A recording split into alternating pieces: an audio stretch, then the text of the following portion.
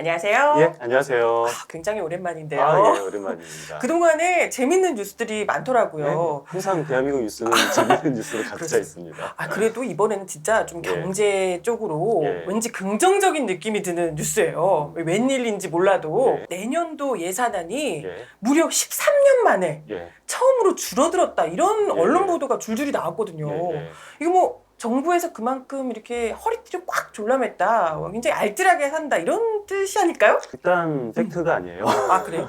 거짓말이고요. 아, 거짓말이에요? 당연히 그 추경호 부총리가 그렇게 말했으니까 어. 원하는 쓰는 것은 당연하긴 한데요. 근데 올해도 그랬거든요. 어? 그러니까 뭐야? 올해 예산안도 어. 작년 추경보다 줄어들었어요. 뭐야? 근데 왜 그렇게 쓴 거야, 이게 왜 그러면? 그러냐면요. 네. 이게 내년도 예산안이 네. 올해보다 줄어들었다는 것은 이게 추경 기준이에요. 올해 원래 본 예산은 607조였는데 네네네. 그런데 추경하면서 예산이 늘어났을 거잖아요. 그렇기 때문에 올해 본 예산 기준으로 하면은 내년도 예산안은 당연히 늘어났겠죠. 그런데 올해 추경 기준으로 하면은 내년도 예산안은 조금 줄어든 거예요. 그러니까 올해 예산안은 문재인 정부가 만든 예산안인 거잖아요. 올해 예산안도 작년 추경보다는 줄어들었어요. 그리고 작년 본 예산보다는 늘어난 것이 올해 예산안이었거든요. 근데 올해 예산안이 나올 때는 네네. 작년 본 예산과 비교해야 하면서 네네. 슈퍼 예산이다 그랬거든요. 아, 맞아.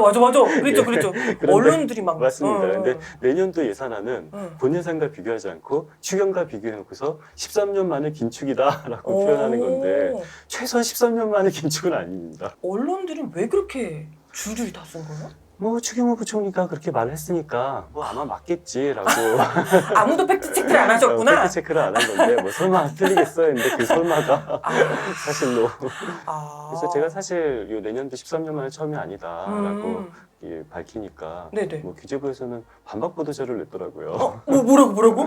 13년 만에 처음인 것은 맞는데 그 응. 맞는 이유가 네네. 올해 예산안은 작년보다 줄어들었지만 올해 본 예산은 작년 추경보다 늘었다라는 거예요. 그러니까 뭐야? 이게 무슨 소리냐면 예산안을 비교하려면은 올해 예산안과 비교해야 되는 거고 내년도 본 예산을 비교하려면은 올해 본 예산과 비교해야 되는 거잖아요. 그렇죠. 그래 라임이 맞잖아요.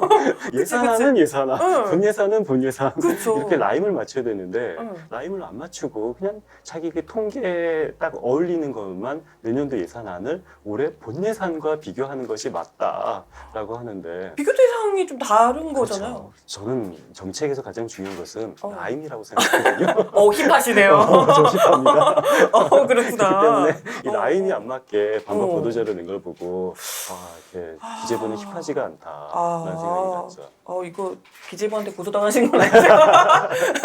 그렇군요. 근데 지금 뭐 언론들 다른 언론도 그런데 문재인 정부 때는 완전 뭐 확장 재정 기조로 계속해서 밀고 나가는데 윤석열 정부는 뭐 긴축 재정으로 가고 있다. 뭐 굉장히 좀 검소하게 하는데 이런 분위기를 좀 많이 기사를 쓰더라고요. 근데 저는 모르겠어요. 저는 모르겠는 게 왜냐면 올해 2차 추경부터 윤석열 정부의 작품이거든요. 근데 올해가 확장 재정이 된 이유는 네네.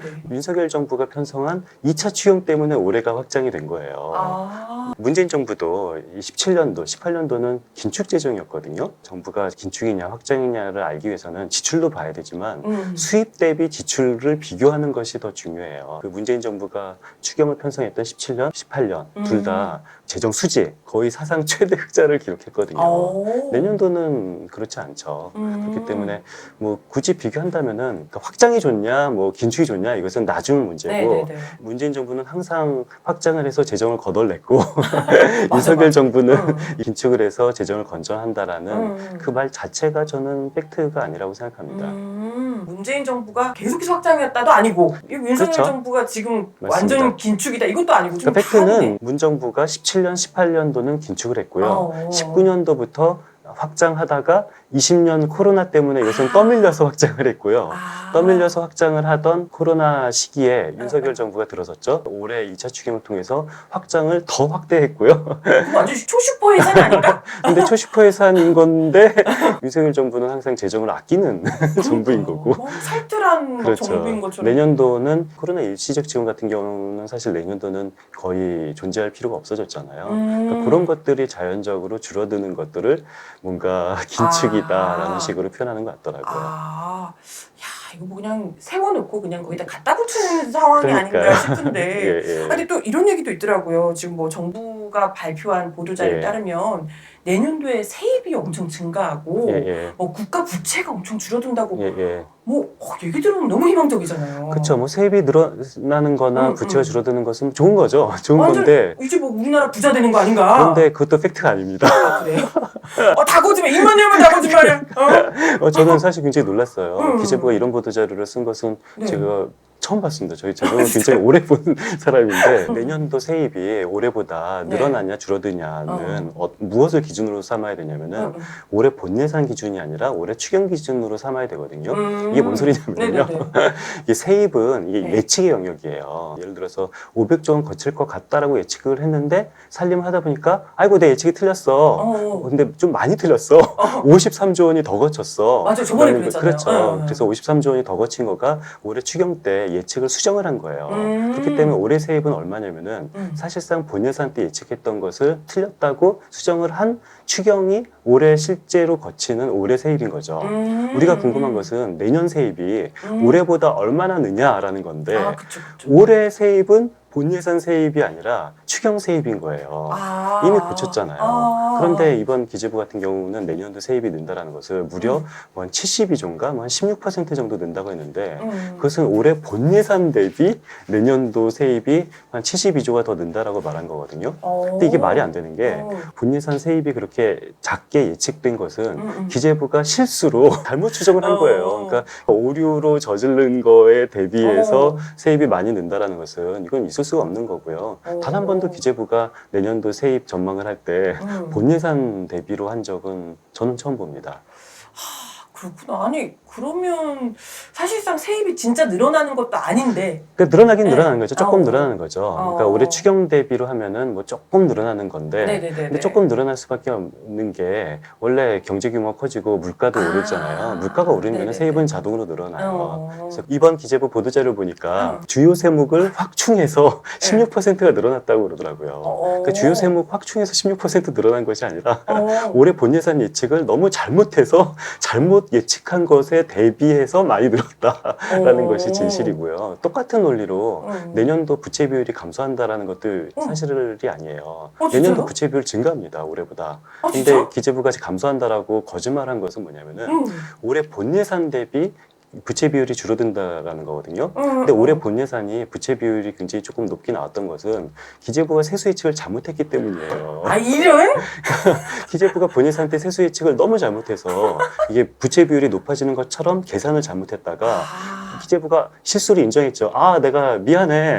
53조 원씩이나 어마어마하게 53조 원씩이나 세수 예측을 잘못했어. 라고 해서 부채 비율도 수정해서 발표하고 세입 전망도 수정해서 이미 발표를 했는데 내년도 부채 비율과 내년도 세입 예상치는 자기가 사과하기 전에 수정하기 전보다는 좋아졌다라고 말하는 거 보니까 이거는 저는 거의 대국민 사기가 아닐까라는 생각이 들고요. 아니 잠깐 잘못됐던 걸 수정하면서 바뀌게 된 사실인데 그렇죠. 이걸 마치 굉장히 자기들이 잘해서 정책적으로 뭔가 해서 낸 성과인 것처럼 포장했다는 거잖아요. 그렇죠. 기재부는 한 번도 세입 예측을 할 때 네. 이렇게 본 예산 대비 예측을 한 적이 한 번도 없어요. 근데 이거를 보면은 무언가 현재 정부가 굉장히 능력 있는 분이 있는 거예요. 아니 추경 대비 비교하지 말고 본 예산 대비 비교하면은 어차피 그렇게 해도 언론 다 몰라. 여기 아시는 분이 계시는데. 근데 뭐 사실 대한민국 언론을 이걸 지적하는 언론은 저는 하나도 못 봤고요. 그래서 요거를 추경 대비하지 않고 본 예산 대비해도 어차피 다 속을 거야라고 지시한 능력 있는 누군가가 지금 있는 거예요. 누구야? 누구죠? 윤석열 대통령 아닐까요? 그분이 그렇게까지 잘하신다고요? 뭐 아니 말고요. 그래요? 근데 뭐 다른 건 몰라도 어찌됐건 이 정부가 어찌됐건 경제적으로 굉장히 뭔가 좀 이렇게 알뜰살뜰하게 살림을 살고 이걸로 뭐 돈을 굉장히 잘 아끼고 뭐 이런 이미지로 만들고 싶어 한다는 거는 분명해 보여요. 그러니까요. 그럼 뭐 이미지는 사실 말이 아니라 숫자로 표현해야 되거든요. 근데 그 숫자를 이게 진정한 숫자가 아니라 사실상 통계 조작을 통해서 숫자로 계속 말을 하고 그것이 언론 등을 통해서 확대 재생산되는 것을 보니까 가슴이 아프네요. 아니 진짜 너무 진짜 입만 열면 예. 완전 다 뻥인데 이걸 언론들이 다 진짜 지적 아무도 안 하고 그러니까요. 찬양 기사나 써대고 무슨 진짜 답답하네요. 이걸 아무도 모를 줄 알았다면 여기 아시는 분 걸렸습니다. 딱 걸렸네. 예. 계시다는 거. 이걸 또 이제 언론들이 많이 좀 받아 써주셔야 예, 되는데요. 맞습니다. 그죠? 우리 경제부 기자분들이 열심히 좀 봐주셨으면 하는 바람이 드네요. 예. 네.